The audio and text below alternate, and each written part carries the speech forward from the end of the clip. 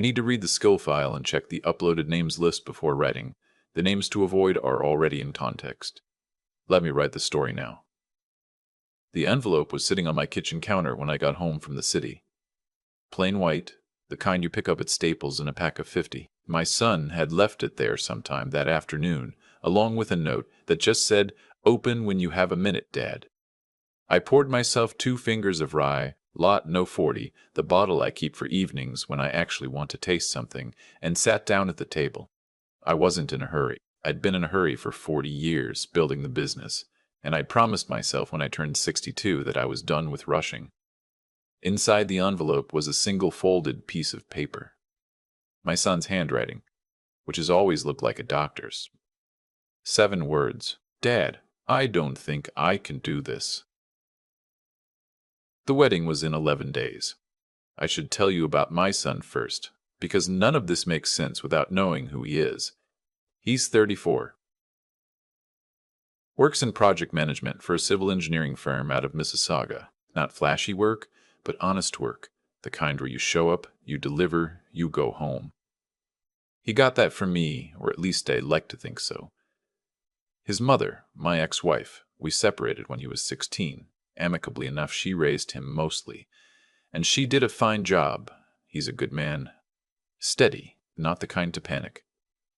That's why the note shook me. He'd been with Natalie for just over 2 years when he proposed. I met her at Thanksgiving the previous year, up at the cottage near Parry Sound. She came in carrying a bottle of Niagara Peninsula Riesling and a charcuterie board she'd apparently assembled herself, and she kissed me on the cheek like we'd known each other for years. Confident. Almost too confident, but I told myself I was being unfair. My son looked happier than I'd seen him since university. She was a content creator.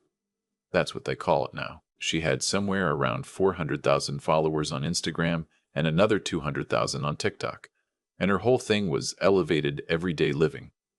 Her words, not mine. Beautiful apartment in Liberty Village, gorgeous photos, sponsored posts for skincare and linen bedding and small batch olive oil.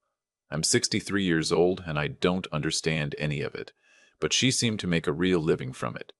So, who was I to judge? What I noticed, though, and I kept this to myself because my son is a grown man, was that she always seemed to be calculating something. Not obviously.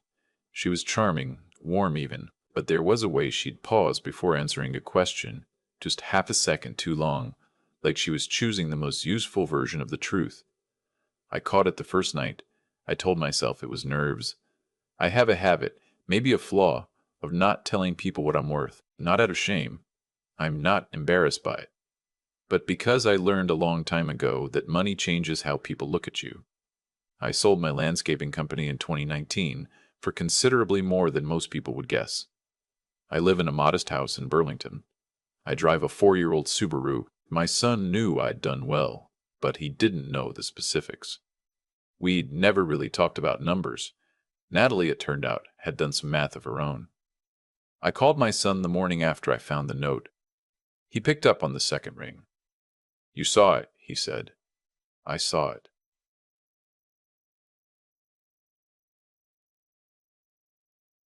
"Are you all right?" Long pause. "I don't know, Dad." We agreed to meet for lunch. There's a diner on Brant Street I've been going to for 15 years. The kind of place with laminated menus and coffee that arrives without asking. We took a booth in the back. He looked tired. Not sick tired, but the specific tired of someone who hasn't been sleeping because their brain won't stop. "I found something," he said, wrapping both hands around his mug. "On her phone. I wasn't snooping. I was trying to find a photo she'd taken of us at Niagara Falls, because I wanted to get it printed for the new place.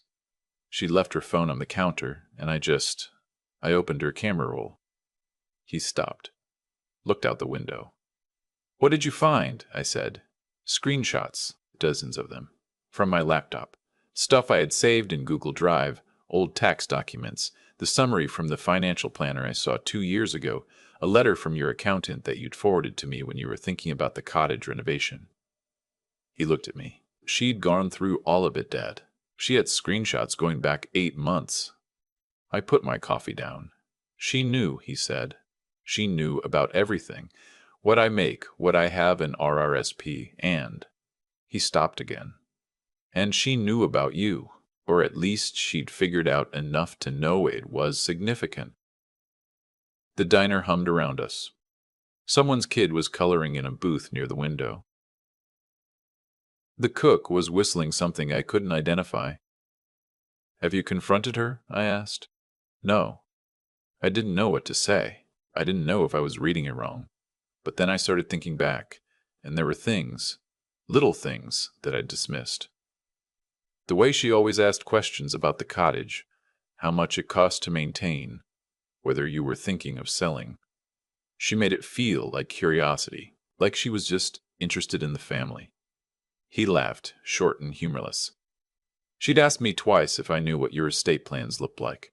I thought it was weird, but I figured she was just practical. I thought about Thanksgiving, her charcuterie board, the Riesling, the way she'd kissed me on the cheek. Who else knows, I said. Nobody. Just you. Okay, I said. Don't say anything to her yet. Let me think. I want to be honest about something. My first instinct was not a noble one. My first instinct was to simply tell my son to call it off, get out, and let the whole thing dissolve quietly. Protect him and move on. But something nagged at me. Because if Natalie was doing this, she hadn't learned it overnight. People with habits like that don't start with one target, and if she walked away from my son unscathed and unmarried, she'd move on to someone else. Someone maybe without an attentive father. Someone who might not catch it until it was too late, until there was a shared mortgage and joint accounts and no clean exit. I called an old friend of mine, retired OPP. We'd been in the same hockey league for years before his knee gave out. I bought him dinner at a steakhouse in Hamilton and explained the situation. You want to know if she has a pattern, he said. I want to know who she has a pattern, he said. I want to know who she is, I said. It took him 2 weeks. What he came back with was not a criminal record, nothing that clean. But there was a history. A previous engagement in Calgary called off 6 months before the wedding after her then-fiancé discovered she'd been quietly transferring money from a joint account they'd opened to plan the event. The fiancé hadn't pressed charges. He just wanted it over. There was a civil dispute in 2018, settled out of court, involving a business partner who claimed she'd misrepresented her financial position to secure investment in a lifestyle brand that never materialized. None of it would put her in jail, but all of it painted a picture. I sat with that picture for a long time. The rehearsal dinner was at a private room at a restaurant in Oakville. About 40 people, both families. Her parents had driven up from Windsor. Nice enough people, quiet, seemed slightly dazed by their daughter, in the way some parents are when a child moves faster than they can follow. My ex-wife was there, gracious as always. My son's friends, Natalie's friends, half of whom seemed to document everything on their phones for content. Natalie was in her element. She floated around the room with a glass of Prosecco, laughing at the right moments, touching people's arms, saying all the right things. She was wearing a pale green dress that probably cost more than my first car. My son caught my eye from across the room about 40 minutes in. He looked like a man standing at the edge of a diving board, who's not sure the pool has water in it. I crossed the room and put my hand on his shoulder. How are you doing? I said quietly.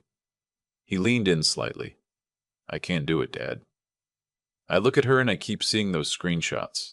I keep thinking, everything, every dinner, every trip, every time she said she loved me.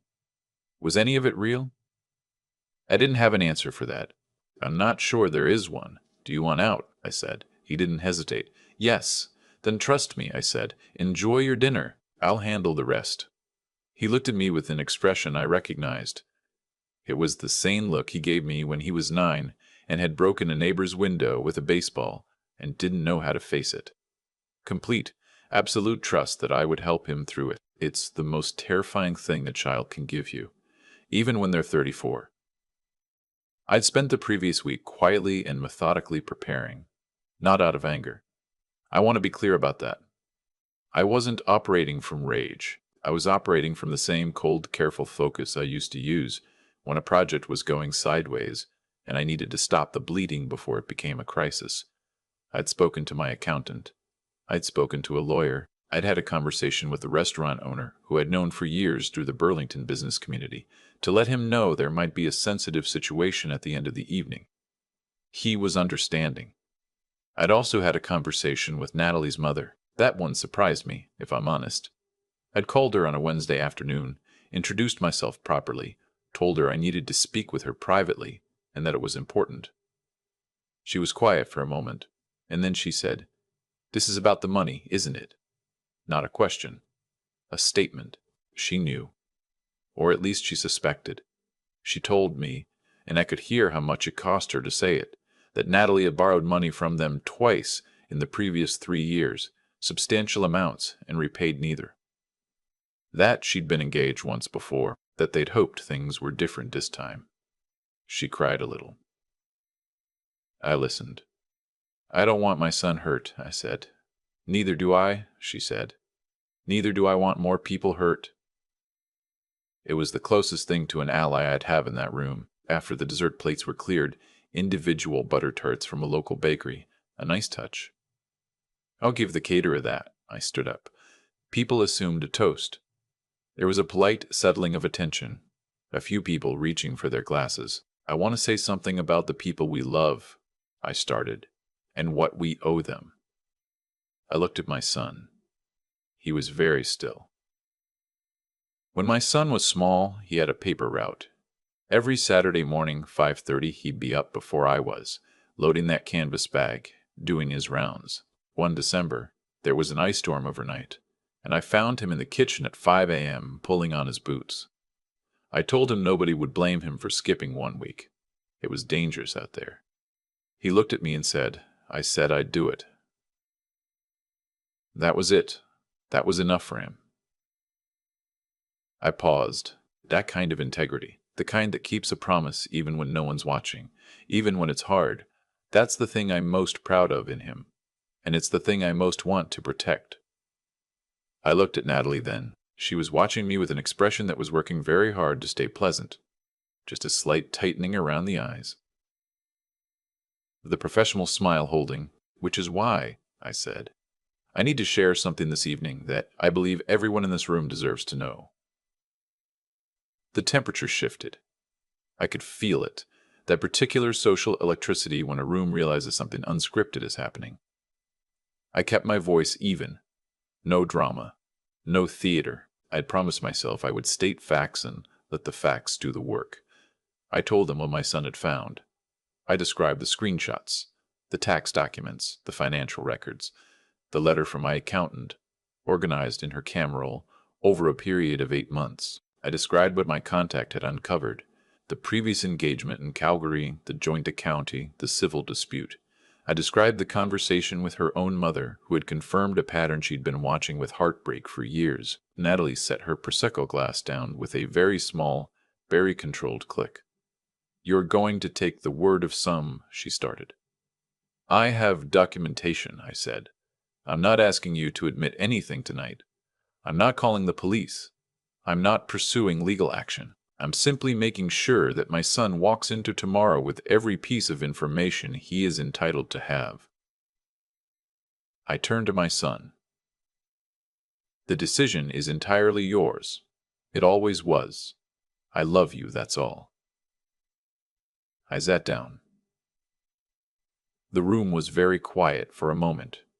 Natalie's father stared at the tablecloth. Her mother, across the table, had her hands folded and her eyes closed.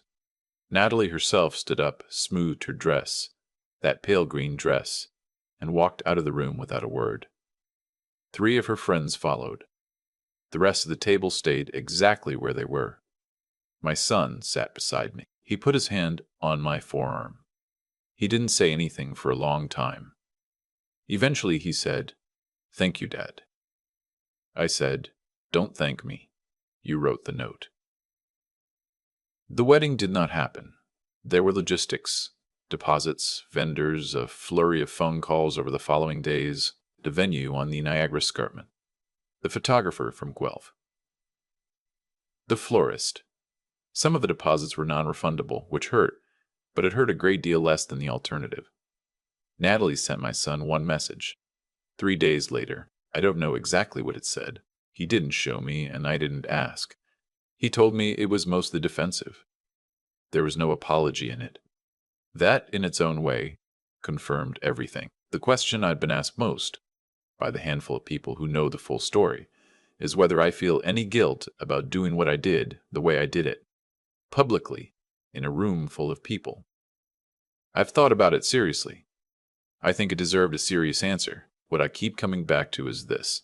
A private conversation would have given Natalie the chance to manage it, to work on my son in the days before the wedding, to reframe things, to give explanations that sounded plausible because she is very, very good at finding explanations that sound plausible. A private conversation between the three of us would have been a negotiation she was better equipped to win than either of us.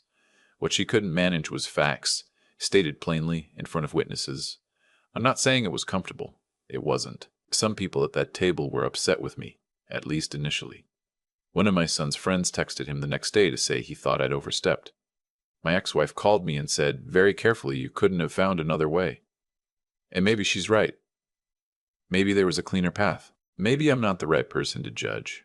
But my son is not married to someone who saw him primarily as a financial opportunity. He's not sharing a bank account with someone who photographed his private documents to assess the worth of his family. He's not waking up beside someone who calculated affection like a business projection. He's in Defino right now, actually. Took 2 weeks off, rented a cabin on the water. He called me from there last Sunday. The connection was bad, but I could hear the waves in the background, and his voice sounded like his voice again. Easy, a little dry, with that edge of humor he gets when things are actually okay. How's the Pacific? I said. Cold, he said. Perfect, I asked if he was eating. He laughed.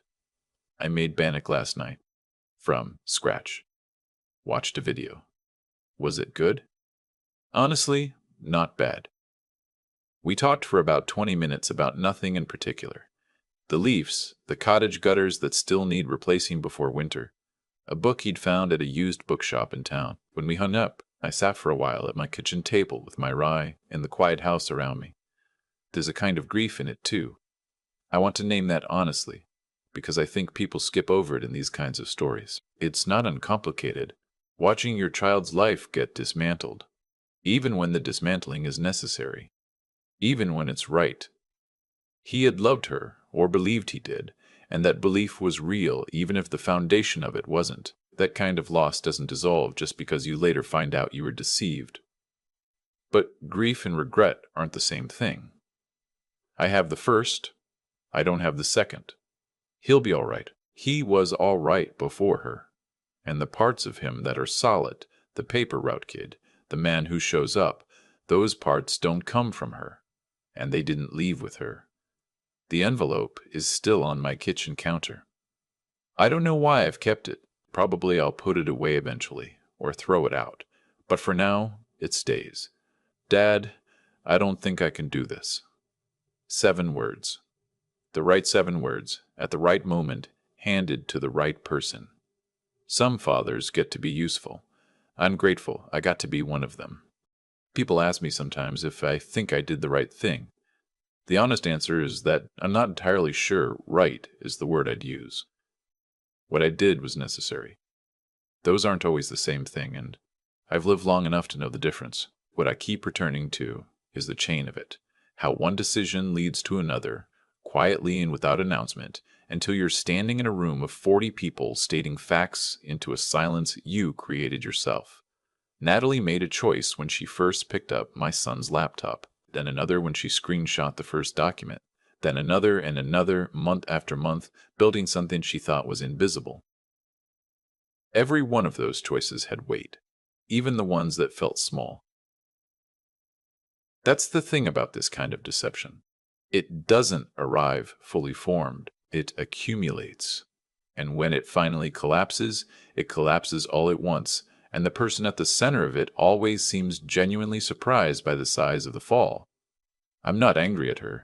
I want to say that plainly. What she did was wrong, and it caused real damage to a real person I love. But anger is a heavy thing to carry at 63, and I've set most of mine down. What I feel is closer to a tired kind of clarity. She was good at what she did. She practiced it, and somewhere along the way she convinced herself that the practice was justifiable, that the men she targeted were wealthy enough that it didn't really count as harm. That's the most corrosive kind of self-deception. The kind where you reorganize your ethics around your appetite and call it pragmatism. My son is not a complicated person. That's not a criticism. It's one of the things I admire most about him. He means what he says. He does what he committed to. He handed me 7 words on a piece of paper because he trusted that I would know what to do with them, and that trust is not something I take lightly. It took a particular kind of courage to write that note. Not the loud, dramatic kind, but the quiet kind that admits you are overwhelmed and reaches for help anyway. I think we undervalue that. The willingness to say I need someone is not weakness. It's exactly the opposite. What I want, when I think about what this whole thing was actually about, is for him to carry something useful out of it. Not bitterness. Not a permanent wariness that closes him off from the next person who might actually deserve him. But a clearer sense of what his own instincts are worth. He knew something was wrong before he found the screenshots. He'd felt it and dismissed it, because she was charming and his life with her looked good. And it's easier to doubt yourself than to trust an uncomfortable feeling. That's human. But the feeling was right. It was always right. And learning to trust that, to treat your own discomfort as data rather than noise, that's worth more than any lesson I could sit him down and deliver. He called from Tofino last Sunday. The waves in the background, his voice easy. That sound was worth everything. The envelope is still on my kitchen counter. I'll put it away eventually. For now, it stays.